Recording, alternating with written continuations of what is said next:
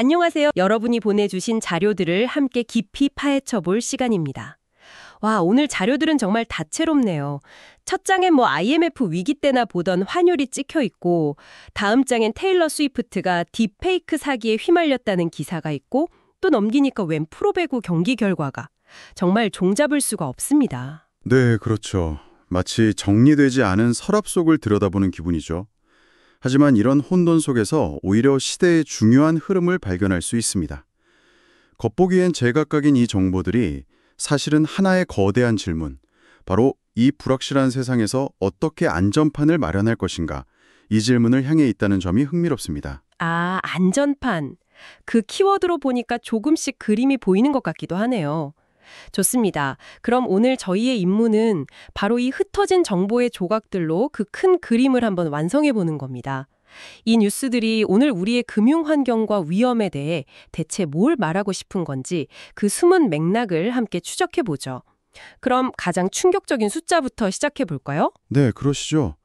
가장 먼저 우리 눈을 사로잡는 건 역시 원달러 환율 기사입니다. 네, 장중 한때 1,476원. 기사에서도 IMF 외환위기, 글로벌 금융위기 수준이라는 표현을 썼는데 사실 이런 말은 너무 많이 들어서 감이 잘 안 올 때도 있거든요. 이게 구체적으로 우리 삶에 어떤 의미가 있는 숫자일까요? 단순히 해외여행 갈 때 돈을 더 내야 한다, 이런 차원을 훨씬 뛰어넘은 이야기입니다. 이 숫자는 금융시장에 참여한 전 세계 투자자들이 지금 한국 경제를 향해 던지는 일종의 신뢰도 점수라고 볼 수 있습니다. 1,476원이라는 숫자는 그 신뢰도에 빨간불이 깜빡이고 있다는 아주 강력한 신호죠. 신뢰도 점수라니 확 와닿네요. 한국 경제의 기초체벽이 정말 괜찮은가 하는 의구심과 불안감이 시장에 쫙 퍼져 있다는 뜻이거든요. 그런데 그런 거시적인 불안감이 제 지갑과는 어떻게 직접 연결되는 건가요? 예를 들어 해외 자본이 빠져나갈까 봐 금리를 올리면 제 주택담보대출 이자도 같이 오르는 건가요? 지구 반대편에서 일어나는 일이 다음 달 제 카드값을 결정할 수도 있는지 궁금합니다. 정확히 보셨습니다. 그게 바로 환율이 우리 지갑에 직접 영향을 미치는 방식이죠. 환율이 급등하면 원화 가치가 떨어지니까 외국인 투자자들은 원화 자산을 팔고 달러로 바꿔서 빠져나가려 합니다. 이걸 막으려면 여기 계속 투자하세요, 이자 더 쳐드릴게요 하고 금리를 올릴 수밖에 없어요. 그럼 기준금리가 오르고 시중은행의 대출금리도 연달아 오르게 되는 겁니다. 결국 돌고 돌아 개인들의 빚 부담으로 이어지는 구조군요. 마침 보내주신 자료 중에 비투개미들의 비명이라는 기사가 있는데 이게 바로 그 현실을 보여주는 거네요. 맞습니다. 5대 은행 신용대출 이자가 계속 오르고 있다는 내용인데 이제 보니 환율 기사와 이 기사는 사실상 한 편의 드라마 1부와 2부 같은 거였군요. 네, 바로 그거죠. 거시경제의 위기 신호가 어떻게 개인의 삶을 옥죄어 오는지 보여주는 생생한 사례입니다. 높은 이자를 감수하고 투자에 나섰던 개인들에게는 정말 혹독한 겨울이 될 수밖에 없는 상황이죠. 이렇게 눈에 보이는 경제 지표도 걱정스러운데 자료를 넘겨보니까 지금 우리 눈에 보이지 않는 곳에서는 더 교묘한 위협들이 자라고 있네요. 이건 거의 공상과학 영화에나 나올 법한 이야기들입니다. 아마 딥페이크나 랜섬웨어 기사를 보고 계신 것 같군요. 네, 맞습니다. 한쪽에서는 크리옵 랜섬웨어 조직이 대한항공 기내식 공급사를 해킹했다고 하고 단순히 한 회사를 공격한 게 아니라 항공산업 전체의 공급망, 그러니까 연결고리 중 가장 약한 부분을 노렸다는 분석이 섬뜩합니다. 그리고 다른 한쪽에서는 AI 딥페이크 기술로 유명인을 사칭하는 사기가 급증하고 있다는 소식이죠. 자료에 따르면 테일러 스위프트가 가장 많이 악용된 유명인이라고 하는데 정말 정교하다고 합니다. 어느 정도인가요? 단순히 얼굴을 합성하는 수준을 넘어서요. 이제는 목소리 톤, 말하는 습관, 미세한 표정까지 그냥 똑같이 흉내내는 거죠. 내 귀로는 분명 내가 좋아하는 스타일 목소리인데 실제로는 AI가 만들어낸 가짜라는 걸 인지하기가 정말 어려워지는 겁니다. 생각만 해도 끔찍하네요. 기업의 공급망을 공격하는 랜섬웨어나 개인의 팬심을 이용하는 딥페이크나 방식은 다른데 혹시 이 둘을 관통하는 공통점이 있을까요? 아주 중요한 지적입니다. 이 두 범죄의 핵심 공격 목표는 바로 신뢰입니다. 신뢰요? 네. 랜섬웨어는 기업과 기업 간의 거래 신뢰를 무너뜨리고 딥페이크는 우리가 당연하게 믿었던 사람의 얼굴과 목소리에 대한 신뢰를 파괴합니다. 예전의 위협은 금고를 털거나 지갑을 훔치는 식이라 눈에 보였는데 지금의 위협은 이처럼 보이지 않는 신뢰의 기반을 무너뜨린다는 점에서 훨씬 더 교묘하고 방어하기 어렵습니다. 그러고 보니 흥미로운 기사가 하나 더 있네요. 통신 3사가 패스 앱으로 금융기관 고지서를 보내주는 서비스를 시작했다는 소식인데요. 기술이 한편에서는 신뢰를 파괴하는 무기가 되고 다른 한편에서는 그걸 막는 방패가 되는 셈이군요. 맞아요. 정말 끝없는 창과 방패의 싸움 같습니다. 정확합니다. 기술의 양면성을 보여주는 대표적인 사례죠. 결국 우리는 더 정교해지는 위협에 맞서기 위해 더 똑똑한 기술적 안전장치를 계속해서 만들어갈 수밖에 없는 시대에 살고 있는 겁니다. 자, 정리해보면 밖으로는 경제가 흔들리고 안으로는 보이지 않는 기술 범죄까지 기승을 부리는 정말 한치 앞을 내다보기 힘든 상황입니다. 그렇다면 이런 불확실성 속에서 사람들은 자신의 가장 중요한 미래, 특히 노후 자금은 어떻게 지키려고 하고 있을까요? 그 질문에 대한 힌트가 바로 다음 자료 묶음에 들어 있습니다. 바로 변액보험 시장에 대한 기사들이죠. 네, 주식시장이 좋아지면서 변액보험에 뭉칫돈이 몰리고 있다는 내용이네요. 초의 보험료가 2조 원을 넘었고 특히 변액연금보험은 전년 대비 30.8%나 급증했다고 합니다. 불안한 상황에서도 어떻게든 수익률을 더 내보려는 사람들의 절박함이 느껴지는 대목입니다. 보험사들도 이런 흐름에 적극적으로 대응하고 있습니다. 오랫동안 이어진 저금리 때문에 이자를 보장해주는 저축성 보험은 더 이상 매력이 없거든요. 아, 그렇죠. 그러니 IM라이프 생명이나 미래에셋 생명처럼 투자 성과에 따라 수익률이 달라지는 변액보험이나 연금보험에 집중하는 쪽으로 전략을 바꾸고 있는 거죠. 그런데 잠깐만요. 여기서 제가 좀 헷갈립니다. 자료들을 비교해 보니 서로 말이 다른 것 같아서요. 한 기사에서는 변액연금보험을 3층 연금 중 하나로 소개하면서 마치 개인형 퇴직연금, IRP처럼 세액공제 혜택이 있는 것처럼 이야기하거든요. 그런데 바로 다음에 있는 연말정산 미리보기 기사에서는 연금저축이나 IRP와는 달리 일반 연금보험이나 변액연금보험은 세액공제 대상이 아니다라고 명확하게 선을 긋고 있습니다. 이거 기사가 잘못된 건가요? 아니면 제가 뭘 놓치고 있는 건가요? 아주 중요한 포인트를 정확히 짚어주셨습니다. 그리고 바로 이 지점이 많은 소비자들이 혼란스러워하는 부분이자 오늘 우리가 풀어야 할 가장 핵심적인 매듭입니다. 결론부터 말씀드리면 두 기사 모두 틀린 말은 아닙니다. 다만 서로 다른 세금 혜택을 이야기하고 있을 뿐이죠.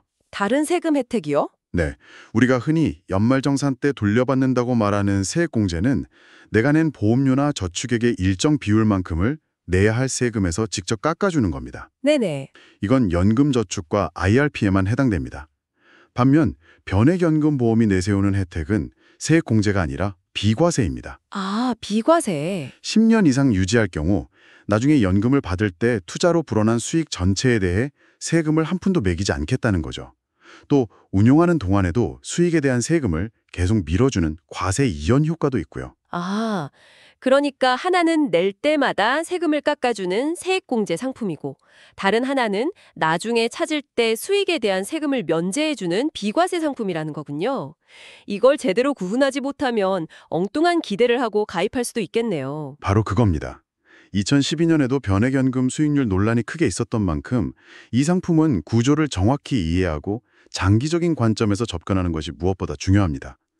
당장의 세액공제 혜택은 없지만 긴 시간 동안 복리 효과와 비과세 혜택을 통해 노후 자금을 불려나가겠다는 뚜렷한 목표가 있는 분들에게 적합한 상품인 거죠. 그렇군요. 이 차이를 아는 것과 모르는 것은 10년, 20년 뒤에 정말 큰 차이를 만들어낼 겁니다. 지금까지 거시경제의 불안, 새로운 기술적 위협, 그리고 그에 대응하는 개인의 투자 전략이라는 큰 흐름에 따라왔는데요. 아직도 책상 위에 설명되지 않은 조각들이 몇 개 남아 있습니다. KB손해보험 배구단이 우리카드를 이겼다는 소식이라든지 갑자기 김영삼 전 대통령의 금융실명제를 조명하는 칼럼 같은 것들이요. 이런 뉴스들은 대체 이 큰 그림에 어떻게 끼워 맞춰야 할까요? 이런 뉴스들이야말로 전체 그림에 입체감과 깊이를 더해주는 아주 중요한 조각들입니다. 언뜻 보면 관련 없어 보이지만 우리가 이야기 나눈 실외와 안전판이라는 주제를 다른 각도에서 비춰주거든요. 오, 그런가요? 예를 들어 프로배구 소식은 그냥 스포츠 뉴스 아닌가요? 표면적으로는 그렇죠. 하지만 KB손해보험 스타즈라는 팀 이름을 한번 생각해 보세요. 보험이나 금융 같은 상품은 눈에 보이지도 않고 손에 잡히지도 않습니다. 오직 신뢰를 기반으로 판매되죠. 그렇죠. 그런데 그 신뢰를 어떻게 쌓을 수 있을까요?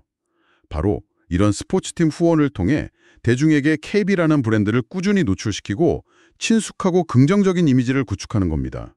매주 TV에 나와 응원하는 팀의 이름이 새겨진 유니폼을 보면 잠재 고객들은 무의식 중에 그 회사에 대한 안정감과 신뢰감을 느끼게 되죠. 와, 이것도 일종의 장기적인 신뢰 구축 전략, 즉 보이지 않는 안전판을 만드는 과정입니다. 스포츠 뉴스에서 금융회사의 브랜딩 전략을 읽어낼 수 있다니 정말 흥미롭네요. 그럼 김영삼 전 대통령의 금융실명제 언급은 어떤 의미로 해석할 수 있을까요? 금융실명제는 한국 금융 시스템의 투명성이라는 거대한 방패를 만들어준 사건이잖아요. 모든 돈의 흐름을 비다리로 끌어내서 검은 돈이 숨을 곳을 없애버렸죠. 네. 그런데 아까 우리가 이야기했던 딥페이크나 랜섬웨어는 어떻습니까? 이건 다시 모든 걸 안개 속으로 되돌리려는 시도처럼 보이지 않으세요? 익명성과 기술 뒤에 숨어서 금융 시스템의 신뢰를 공격하는 거니까요. 듣고 보니 정말 그러네요. 금융실명제가 아날로그 시대의 금융범죄를 막기 위한 제도적 혁신이었다면 지금 우리에게는 디지털 시대의 새로운 범죄에 맞설 21세기형 금융실명제가 필요한 것 아니냐, 이런 질문을 던져볼 수 있겠군요. 정확합니다.